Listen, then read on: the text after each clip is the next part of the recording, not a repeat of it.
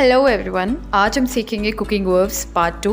Part 1 का link मैंने description में मेंशन कर दिया है, आप वहाँ से चेक कर सकते हैं। तो आइए शुरू करते हैं। ग्रेट मतलब होता है कद्दूकस करना। Chop the onion and grate the carrot. Boil मतलब उबालना। Can't you even boil an egg. Steam मतलब होता है भाप। You should steam the carrots. Pinch मतलब होता है चुटकी। I pinch a little salt into the soup. Pour मतलब होता है डालना। Use a funnel to pour it into the jar. Add मतलब होता है जोड़ना। I'd like to add some pepper to the bean curd. Barbecue मतलब होता है उद्यान भोजन। If the weather is fine, we'll barbecue in the ranch.